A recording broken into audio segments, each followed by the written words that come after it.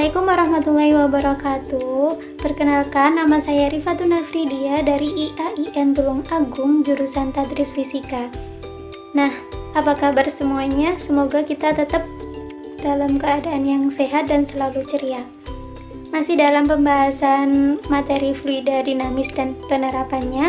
Pada video kali ini kita akan membahas tentang penerapan asas Bernoulli. Yang pertama yaitu venturimeter, yang kedua yaitu tabung pitot, yang keempat adalah gaya angkat pesawat, yang kelima adalah alat semprot. Oke, kita lanjut. Yang pertama yaitu venturimeter. Venturimeter merupakan alat yang digunakan untuk mengukur laju aliran suatu zat cair. Pada dasarnya, alat ini adalah sebuah pipa dengan penyempitan atau pengecilan diameter. Ada dua jenis venturimeter, yaitu yang pertama venturimeter tanpa manometer, dan yang kedua yaitu venturimeter dengan manometer. Nah, manometer sendiri itu adalah alat untuk mengukur tekanan udara di dalam ruang tertutup. Jadi ini adalah gambarnya. Jadi di situ ada pipa, ada yang besar, mengecil, lalu dia membesar lagi. Nah, di situ ada ketinggian zat cair ini. Yang pertama, dia memiliki ketinggian zat cair di sini. Nah, untuk yang kedua, pipa yang kecil ini dia memiliki ketinggian zat cair di sini. Jadi selisih antara mereka berdua adalah H. Nah, antara pipa yang besar dan kecil dia memiliki kelajuan yang berbeda. Untuk pipa yang besar, V1, itu berbeda dengan kelajuan dari pipa yang kecil, yaitu V2. Begitu pula dengan luasnya, tekanan, mereka memiliki luas dan tekanan masing-masing. Untuk rumusnya kita bisa mengetahui dari V1 yaitu akar dari 2GH per A1 per A2 kuadrat kurangi 1. Untuk mencari kelajuan dari pipa yang kecil atau V2 yaitu akar 2GH per 1 min A2 per A1 kuadrat.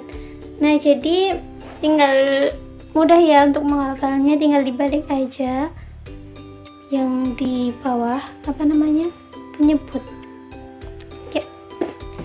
Nah, selanjutnya adalah venturimeter dengan manometer. Perbedaannya adalah di sini ada manometernya. Nah, ini adalah manometer. Nah, manometer ini berisi zat cair yang berbeda, biasanya adalah raksa. Untuk kelajuan dari V1 dan V2 itu kita bisa cari V1 sama dengan akar dari 2GH rho Hg min rho F per rho F dikali A1 per A2 kuadrat minus 1. Nah, rho Hg di sini adalah rho dari raksa, sedangkan rho F adalah rho dari fluida. Untuk V2 kita bisa mencarinya dengan rumus akar 2GH dikali rho Hg min rho F per rho F dikali 1 min A2 per A1 kuadrat. Nah, begitu ya. Kita lanjut ke efek Venturi. Efek Venturi terjadi pada fluida yang mengalir melalui sebuah pipa yang menyempit, lalu melebar lagi pada ketinggian yang sama. Nah, efek Venturi ini menyatakan bahwa jika laju fluida bertambah, maka tekanannya berkurang, begitu ya. Nah, bisa digambarkan seperti ini. Jadi, kita bisa rumuskan P plus 1 per 2 rho V kuadrat sama dengan konstan. Kita lanjut ke pembahasan tentang tabung pitot. Tabung pitot merupakan alat yang digunakan untuk mengukur laju aliran suatu gas atau udara. Nah, dengan mengetahui perbedaan ketinggian raksa pada kedua kaki manometer, aliran gas dapat diketahui kelajuannya. Gambarnya seperti ini. Nah, untuk kelajuan alirannya pada tabung pitot kita bisa menggunakan persamaan V sama dengan akar 2 rho F GH per rho U. Rho F di sini adalah massa jenis dari fluida, sedangkan Rho U adalah massa jenis dari udara. Nah, kita lanjut ke pembahasan berikutnya, yaitu gaya angkat pesawat terbang. Nah, pesawat terbang dapat terangkat ke udara karena kelajuan udara yang melalui sayap pesawat bagian sisi atas lebih besar daripada bagian sisi bawah. Nah, hal ini dapat dirumuskan F1 min F2 sama dengan P1 min P2 dikalikan A, atau F1 min F2 sama dengan 1/2 kali Rho dikali selisih dari kecepatan kuadrat dikalikan A. Nah, ini adalah gambarnya seperti ini. Nah, di sini kita bisa lihat sebagai sayap pesawat. Nah, supaya pesawat itu bisa naik, maka V di atas itu harus lebih besar daripada V di bawah. V di sini adalah aliran dari angin, kecepatan aliran udara. Sedangkan untuk tekanannya itu, tekanan di atas itu harus lebih kecil daripada tekanan di bawah. Nah, beda lagi kalau agar pesawat itu turun. Nah, kalau pesawat itu turun, maka kecepatan di atas kurang dari kecepatan di bawah.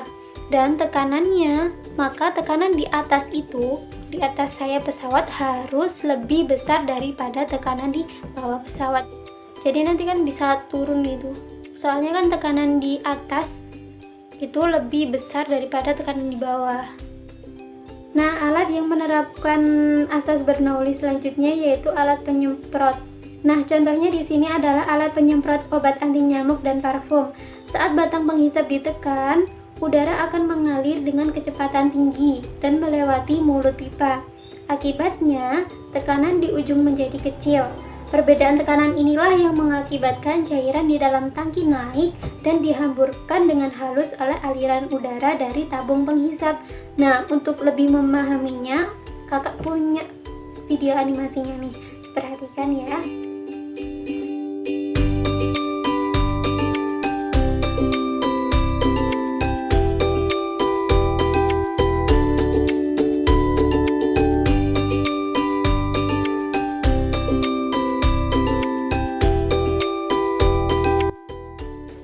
Nah, bagaimana? Sudah cukup paham kan? Oke, saya kira materi kita cukup di sini. Kita sudah mempelajari alat-alat yang menerapkan asas Bernoulli. Yang pertama adalah venturimeter, baik itu venturimeter dengan manometer atau tanpa manometer. Yang kedua adalah tabung pitot. Yang ketiga adalah gaya angkat pesawat terbang. Dan yang keempat adalah alat penyemprot. Contohnya adalah alat penyemprot obat anti nyamuk dan parfum. Bagaimana? Nanti kalau seumpamanya ada yang dibingungkan atau ada pertanyaan, bisa ditulis di kolom komentar atau di WhatsApp grup. Sekian dari saya. Semoga video ini bermanfaat. Wassalamualaikum warahmatullahi wabarakatuh.